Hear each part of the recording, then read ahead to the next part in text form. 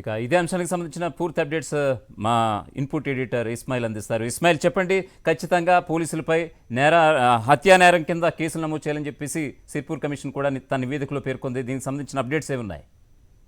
But డెఫినెట్గా దిశ ఏదైతే అత్యాచారం జరిగిన తర్వాత అమ్మాయిని హత్య చేశారో ఆ తర్వాత జరిగినటువంటి పరిణామాలు, ముఖ్యంగా ఎన్కౌంటర్ జరగడము, ఎన్కౌంటర్లో నలుగురు నిందితులు కూడా చనిపోవడం అనేటువంటిది, ఆ తర్వాత సిర్పూర్కర్ ఆధ్వర్యంలో ఒక కమిషన్ ఏర్పడింది. ఆ కమిషన్ ఇచ్చినటువంటి సుప్రీంకోర్టుకు ఇచ్చినటువంటి నివేదిక ఈరోజు బహిర్గతమైంది. ఆ నివేదికలో చాలా స్పష్టంగా పోలీసులు ఎవరైతే ఉన్నారో దాదాపు 10 మంది పోలీసులు అక్కడ ఉన్నటువంటి ఆ నలుగురు నిందితుల్ని చంపాలి అనేటువంటి ఉద్దేశంతోనే కాల్పులు జరిపారు అనేటువంటిది చాలా స్పష్టంగా నివేదికలో పేర్కొన్నారు. అంటే డెఫినెట్గా వాళ్ళను ఎన్కౌంటర్ చేయాలి, లేదంటే చంపేయాలి అనేటువంటి ఉద్దేశం వీళ్ళ మీద ఉంది. ఇది ఒక బూటకపు ఎన్కౌంటర్.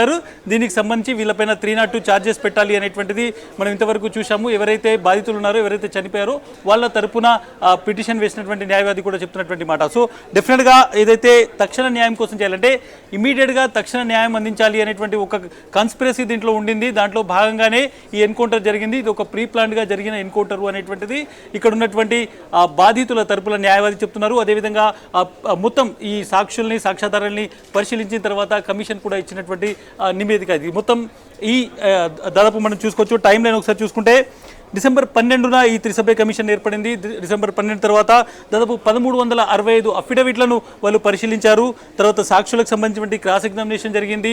అప్పుడు ఎవరైతే బాధ్యులుగా ఉన్నటువంటి ప్రస్తుతం ఆర్టీసీ ఎండీగా ఉన్నటువంటి సజ్జనార్ని కూడా వాళ్ళు క్రాస్ ఎగ్జామినేషన్ పిలిచారు.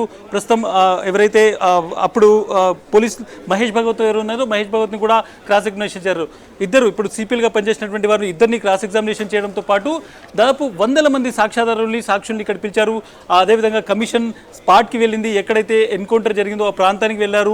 ఆ బుల్లెట్ మ్యాగజైన్స్ని పరిశీలించారు. దానికి సంబంధించినటువంటి ఫోరెన్సిక్ నివేదన చూశారు. ఇది ఒక బూటకపు ఎన్కౌంటర్. ఆ నలుగురిని తీసుకెళ్లి అక్కడ కాల్చి చంపారు అనేటువంటిది ఎస్టాబ్లిష్ చేస్తూ ఈరోజు త్రిసభ్య కమిషన్ ఒక నివేదిక ఇచ్చింది. డెఫినెట్గా చాలాసార్లు ఎప్పుడు ఎన్కౌంటర్లు జరిగినా కానీ ఇది ఒక బూటకపు ఎన్కౌంటర్ అనేటువంటి వాదనలు వస్తాయి. ముఖ్యంగా పౌర హక్కులకు సంబంధించినటువంటి నేతలు వస్తారు, వాళ్ళందరూ మాట్లాడతారు. కానీ ఈ స్పెసిఫిక్ కేసులో దిశ అత్యాచారం, హత్య తర్వాత అమ్మాయికి న్యాయం జరిగింది. నలుగురు ఎన్కౌంటర్ కావడం వల్ల అనేటువంటిది ఒక పెద్ద ఎత్తున పోలీసులకు సపోర్ట్ కూడా వచ్చింది. కానీ ఇది ఎంతవరకు చట్టబద్ధమైంది, ఈ ఎన్కౌంటర్ బూటకం అనేటువంటి కొన్ని క్వశ్చన్స్ కూడా రేజ్ అయ్యాయి. బట్ ఇప్పుడు ఈ నివేదిక ఇది ఒక బూటకం ఎన్కౌంటర్ చెప్తోంది. దీని మీద నిజంగానే ఎటువంటి కేసెస్ నమోదు చేస్తారు? సుప్రీంకోర్టు ఈ కేసును హైకోర్టుకు బదిలీ చేసింది కాబట్టి ఎటువంటి దీని మీద ట్రయల్ చేస్తారు? ఈ బాధ్యులైనటువంటి 10 మంది పోలీసుల మీద ఎటువంటి సెక్షన్ల మీద కేసు నమోదు చేస్తారు అనేటువంటిది ఇప్పుడు కొంత ఆసక్తిగా మారబోతోంది. ఎట్ ద సేమ్ టైం ఆ నలుగురిని తీసుకెళ్లి అక్కడ చంపారు అనేటువంటిది ఎస్టాబ్లిష్ చేసే విధంగా ఒక 367 పేజీలకు సంబంధించినటువంటి ఒక క్లియర్ కట్ నివేదిక అనేటువంటిది చాలా స్పష్టంగా కనిపిస్తుంది. కాబట్టి రాబోయేటువంటి రోజుల్లో ఈ కేసు అనేటువంటిది ఒక ప్రొసీడింగ్గా మారబోతుంది. ఈ కేసు అనేటువంటిది ఒక బెంచ్ మార్క్గా మారబోతోంది. పోలీసుల మీద గతంలో కూడా చాలా ఆరోపణలు వచ్చాయి. ముఖ్యంగా వరంగల్లో యాసిడ్ దాడి ఇన్సిడెంట్కి సంబంధించి కూడా అది బూటకం ఎన్కౌంటర్ అనేటువంటిది అప్పుడు వాదనలు వచ్చాయి. ఆ తర్వాత అది కాదు, బూటకం ఎన్కౌంటర్ కాదు అని తెలిసింది. బట్ ఇప్పుడున్నటువంటి ఈ కేసుకు సంబంధించి చాలా స్పెసిఫిక్గా సుప్రీంకోర్టు ఏర్పాటు చేసినటువంటి ఒక కమిషన్ ఇది ఒక బూటకపు ఎన్కౌంటరు. ఎవరైతే నిందితులు ఉన్నారో వాళ్ళను చంపాలనే ఉద్దేశంతోనే కాల్పులు జరిపారు. 10 మంది పోలీసుల పేర్లు నివేదికలో ఉంది. కాబట్టి దీనికి సంబంధించి ఫర్దర్గా ఎటువంటి యాక్షన్ ఉండబోతుంది అనేటువంటిది చూడాలి. కానీ ఇందులో 2 కోణాలని మనం డిఫరెంట్గా చూడాల్సి ఉంటుంది. ఒకటి, దిశ అనేటువంటి అమ్మాయిని అత్యాచారం చేయడము, ఆ అమ్మాయిని హత్య చేయడం అత్యంత కిరాతకమైనటువంటి ఇష్యూ. పెద్ద ఎత్తున ప్రజాగ్రహం వచ్చింది. ఆ తర్వాత జరిగినటువంటి ఇన్సిడెంట్ ఎవరైతే నలుగురు నిందితులు ఉన్నారో ఆ నలుగురు నిందితుల్ని పట్టుకున్నారు. ఆ తర్వాత వాళ్ళను అక్కడికి స్పాట్కి తీసుకెళ్లి విచారణ చేస్తున్నటువంటి టైంలో వాళ్ళు తిరగబడ్డారు. ఆ తర్వాత కాల్పులు జరిపాయి అనేటువంటిది పోలీసులు ఒక విషయాన్ని వెల్లడించారు. ఆ నలుగురు కూడా ఎన్కౌంటర్లో చనిపోయారని విషయం చెప్పారు. బట్ ఆ నలుగురు ఏ విధంగా చనిపోయారు? నిజంగానే పోలీసులు వాళ్ళను చంపే ఉద్దేశంతో అక్కడికి తీసుకెళ్లారా, లేకుంటే నిజంగానే ఒక అక్కడ కాకతీయంగా కావచ్చు, లేకుంటే అది నిజంగానే ఒక జరిగినటువంటి కాల్పులు అనేటువంటి దాని మీద ఒక సందేహాలు ఉన్నాయి. బట్ ఈ రోజు వచ్చినటువంటి రిపోర్ట్ చాలా స్పష్టంగా ఇది బూటకపు ఎన్కౌంటర్ అనేటువంటి చెప్తుంది. కాబట్టి దీని మీద చాలా సందేహాలు. ఎందుకంటే డైరెక్ట్గా ఉన్నతాధికారులు, ఐపీఎస్ ఆఫీసర్లు ఇన్వాల్వ్ అయినటువంటి కేసు. ఇందులో కేవలం 10 మంది మాత్రమే లేరు. ఇది మొత్తం ఒక వ్యవస్థను, పోలీసు వ్యవస్థను, దాని ఇంటిగ్రిటీని క్వశ్చన్ చేస్తున్నటువంటి కేసు. కాబట్టి దీనిలో ఫర్దర్గా కూడా చాలా విచారణ జరగబోతోంది. బట్ ఇప్పటికీ ఇది ఒక బూటకపు ఎన్కౌంటర్ అనేటువంటిది నివేదిక చెప్తోంది. కాబట్టి రాబోయేటువంటి రోజుల్లో ఆ పోలీసుల మీద ఎటువంటి సెక్షన్స్ కింద కేసులు నమోదు చేస్తారు, 302 పెడతారా, ఎటువంటి సెక్షన్స్ మీద కేసు నమోదు చేస్తారు, ఆ ట్రయల్ ఎలా జరుగుతుంది అనేటువంటిది కూడా ఆసక్తి మారబోతుంది. బట్ ఎక్కడనో ఈ కమిషన్, సిర్పూర్ గారి కమిషన్ అనేటువంటిది ఇది ఒక బూటకపు ఎన్కౌంటర్ అనేటువంటి ఒక నిర్ధారణకు వచ్చింది అనేటువంటిది ఈ మొత్తం నివేదిక చూస్తే అర్థమవుతుంది. అయితే ఇస్మాయిల్, ఇక్కడ ఒక చిన్న విషయం, కొద్దిసేపటి క్రితం వరకు కూడా హైకోర్టులో వాద ప్రతివాదనలు జరగబోతున్నాయి దీనికి సంబంధించి అని అనుకున్నారు, కానీ ఆల్రెడీ నివేదికలో కొన్ని అంశాలు బహిర్గతమైపోయి ఇది ఖచ్చితంగా బూటకపు ఎన్కౌంటర్ అని చాలా స్పష్టంగా తెలుస్తోంది. సో ఈ క్రమంలో హైకోర్టులో విచారణ ఎలా సాగబోతుంది ఈ విధంగా, అలాగే పోలీసు యంత్రాంగం ఏ విధంగా దీన్ని తిప్పికొట్టే అవకాశం ఉందంట? బట్ డెఫినెట్గా మనం ఈ ఎన్కౌంటర్కు సంబంధించి అదేవిధంగా ఇప్పుడు ఈ సిర్పూర్కర్ కమిషన్ నివేదికకు సంబంధించి రెండు అంశాలను చూడాల్సి ఉంటుంది. ఒకటి, ఏం జరిగింది అనేటువంటి దాని మీద ఇంకా విచారణ జరగదు. ఇది కమిషన్ నివేదిక మాత్రమే, ఇది కోర్టులో తేలినటువంటి అంశం కాదు.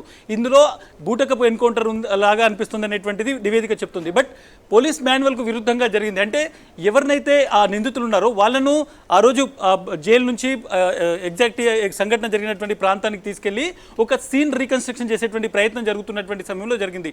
అంటే పోలీస్ మాన్యువల్ ప్రకారం చాలా వరకు ఒక స్టాండర్డ్ ఆపరేషన్ ప్రొసీజర్ ఉంటుంది. వాళ్ళని తీసుకెళ్లేటప్పుడు వాళ్ళతో పాటు స్థానికంగా ఉన్నటువంటి ఎంఆర్ఓ ఆ టైంలో ఉన్నారా, లేకుంటే స్థానికంగా ఉన్నటువంటి వాళ్ళకు సమాచారం అందించారా, అది ఎటువంటి సమయం, ఎందుకంటే తెల్లవారుజామున ఎన్కౌంటర్ జరిగిందని చెప్తున్నారు, అంత తెల్లవారుజామున తీసుకెళ్లాల్సినటువంటి అవసరం ఏమొచ్చింది.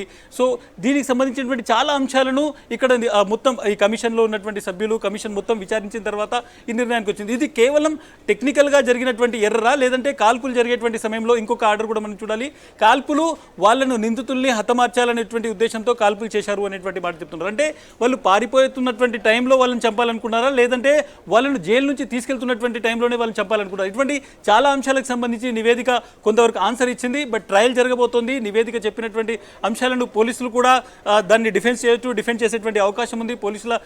పోలీసుల దగ్గర ఉంది. బట్ ఓవరాల్గా చూసుకుంటే ఆ నలుగురు ఎవరైతే ఆ రోజు చనిపోయారో, ఎవరైతే దిశ అత్యాచారం హత్య కేసులో నిందితులుగా ఉన్నారో వాళ్ళను ఒక బూటకపు ఎన్కౌంటర్ చేసే విధంగా పోలీసులు నియమ నిబంధనలకు విరుద్ధంగా చాలా నిబంధనలను అతిక్రమించి అక్కడికి తీసుకెళ్లారు. ఆ తర్వాత వాళ్ళు చనిపోయారు, అది కాల్చి చంపారు, ఉద్దేశపూర్వకంగానే తీసుకెళ్లారు అనేటువంటి చాలా అంశాలు ఇందులో ఉన్నాయి. కాబట్టి రాబోయేటువంటి రోజుల్లో పోలీసులపైన కేసు నమోదవబోతోంది. వాళ్ళను 302 సెక్షన్ కింద, అంటే హత్య అనేటువంటి సెక్షన్ కింద, కాన్స్పిరసీ, ఇవన్నీ సెక్షన్స్ వాళ్ళ మీద పెట్టేటువంటి అవకాశం ఉంది. బట్ మనం ఒకటి ప్రిలిమినరీగా దీనిలో చూడాల్సినటువంటి అంశము మాన్యువల్కు విరుద్ధంగా జరిగింది. అంటే పోలీస్ మాన్యువల్ ఏం చెప్తోంది ఒక ఇన్వెస్టిగేషన్ సంబంధించి. సో టెక్నికల్ పాయింట్స్ ఉన్నాయి, అట్ ద సేమ్ టైం కుట్ర జరిగిందా, ఉద్దేశపూరితంగా తీసుకెళ్లారనేటువంటి రెండో పాయింట్. ఇది చాలా పెద్ద అంశం. కాబట్టి దీనికి సంబంధించి ఇంకా పూర్తిగా డీటెయిల్స్ నివేదిక చూసిన తర్వాత చాలా అంశాలు బహిర్గతమయ్యేటువంటి అవకాశం ఉంది. బట్ ఓవరాల్గా ఈ కేసు అనేటువంటిది ఒక బెంచ్ మార్క్ కాబోతోంది. ముఖ్యంగా అటు తెలంగాణ జిల్లాలో గతంలో చాలాసార్లు ఎన్కౌంటర్లు జరిగాయి. ఇది మావోయిస్టులకు సంబంధించి కావచ్చు, ఇటీవల కొద్ది కాలంగా గత 10 ఏళ్లలో జరిగినటువంటి కొన్ని ఎన్కౌంటర్లు ఏవైతే ఇన్స్టెంట్ జస్టిస్ అనేటువంటిది, పోలీసులు చట్టాన్ని తమ చేతుల్లోకి తీసుకొని కాల్పులు జరుపుతున్నారనేటువంటి ఒక అంశం వచ్చింది. బట్ దానికి ఇది ఒక బెంచ్ మార్క్గా మారబోతుంది. బట్ రెండో అంశాన్ని కూడా మనం ఇందులో చూడాలి. ఎప్పుడైతే దిశ అనే అమ్మాయి మీద అతి కిరాతంగా అత్యాచారం చేసి హత్య చేశారో అటువంటి టైంలో కేవలం రాష్ట్రంలోనే కాదు దేశవ్యాప్తంగా ఒక ప్రజాగ్రహం వచ్చింది. వీళ్ళని వెంటనే ఎన్కౌంటర్ చేయాలని చాలామంది ప్లకార్డులు పెట్టుకొని ర్యాలీలు చేశారు. బట్ ఆ తర్వాత డెఫినెట్గా ఈ సంఘటన జరిగింది. ఇది ఒక ఫేక్ ఎన్కౌంటర్ అనేటువంటిది కమిషన్ చెప్తుంది. లేదు, ఇది పూర్తిగా ఒక వాస్తవమైనటువంటి ఎన్కౌంటర్, మేము అక్కడికి తీసుకెళ్ళాము, వాళ్ళను సీన్ రీకన్స్ట్రక్షన్ చేస్తున్నటువంటి టైంలో వాళ్ళు తిరగబడ్డారు, కాల్పులు జరిపేటువంటి ప్రయత్నం చేశారు పిస్తోల్లాకని. ఆ టైంలో జరిగినటువంటి ఎన్కౌంటర్ అనేది పోలీస్ నుంచి ఉన్నటువంటి ఆర్గ్యుమెంట్. కాబట్టి ఇది సుప్రీంకోర్టు వేసినటువంటి కమిటీ ఇచ్చినటువంటి రిపోర్ట్. కాబట్టి దీని శాంటిటీ ఉంటుంది. రాబోయేటువంటి కాలంలో హైకోర్టులో దీని విచారణ జరగబోతుంది. ఎటువంటి అంశాలను విచారిస్తారనేటువంటిది కూడా చాలా కీలకంగా మారబోతుంది. అయితే ఇస్మాయిల్, ఇక్కడ ఒక చిన్న విషయం, ఈ సిర్పూర్కర్ కమిషన్ నివేదిక ఆధారంగా ఖచ్చితంగా ఇది బూటకపు ఎన్కౌంటర్గా ధర్మాసనం కూడా భావిస్తే కనుక పోలీస్ డిపార్ట్మెంట్ ఆ రోజు ఎవరైతే ఎన్కౌంటర్లో పాల్గొన్నారో వాళ్ళ మీద చర్యలే కాకుండా ఆ బాధిత కుటుంబాలకు న్యాయం జరిగేలాగా ఏమన్నా తీర్పు వెలువరించే అవకాశం ఉందంటారా? బట్ డెఫినెట్గా ఇది ఒక కమిషన్ ఇచ్చినటువంటి రిపోర్ట్. దీని ఆధారంగా రాబోయేటువంటి రోజుల్లో ట్రయల్ జరగబోతోంది. హైకోర్టు కేసు బదిలీ కాబోతోంది. అక్కడ పీస్ బై పీస్ జరిగేటువంటి అవకాశం ఉంది. నేను మళ్ళీ చెప్తున్నాను, ఇది ఒక కమిషన్ రిపోర్ట్. ఇప్పుడే పోలీసులను మనం పూర్తిగా దోషులుగా భావించడానికి అవకాశం లేదు. ఇది కోర్టు తీర్పు కాదు, కోర్టు వేసినటువంటి ఒక కమిటీ ఇచ్చినటువంటి నివేదిక. సో దీన్ని రాబోయేటువంటి రోజుల్లో కోర్టులో పోలీస్ డిపార్ట్మెంట్ ఛాలెంజ్ చేయబోతుంది. ఆ రోజు ఎన్కౌంటర్లో పాల్గొన్నటువంటి సజ్జనార్ అధికారి నుంచి మిగిలిన అధికారులు కూడా దీన్ని పర్సనల్గా కూడా వాళ్ళు ఛాలెంజ్ చేస్తారు. పోలీస్ డిపార్ట్మెంట్ కూడా దీన్ని ఛాలెంజ్ చేస్తుంది. పీస్ బై పీస్ ఎవరైతే ఈ మొత్తం కమిషన్కి సంబంధించినటువంటి నివేదికలో సాక్ష్యాధారులు ఇచ్చారో, ఎక్కడైతే కమిషన్ క్రాస్ ఎగ్జామినేషన్ చేసిందో వాళ్ళందరూ కోర్టు వచ్చి సాక్ష్యం కూడా చెప్పాలి. సో చాలా ఇష్యూస్ ఇందులో ఇమిడి ఉన్నాయి. బట్ ఒకటి, ఈ రిపోర్ట్ను ఒక బెంచ్ మార్క్గా ఎందుకు చూడాలి అంటే, గతంలో చాలాసార్లు పోలీసులు బూటకపు ఎన్కౌంటర్ చేస్తున్నారు అని అటు పౌర హక్కుల సంఘం నాయకులు, లేకుంటే మావోయిస్ట్ ఫ్యామిలీస్, లేకుంటే ఇతర ఫ్యామిలీస్ చాలా ఆరోపణలు చేశాయి. కానీ ఎక్కడ కూడా ఇది ఒక బూటకపు ఎన్కౌంటర్ అని సుప్రీంకోర్టు ఇచ్చినటువంటి ఒక రిపోర్ట్ రిపోర్ట్ ఈ మధ్య కాలంలో లేదు.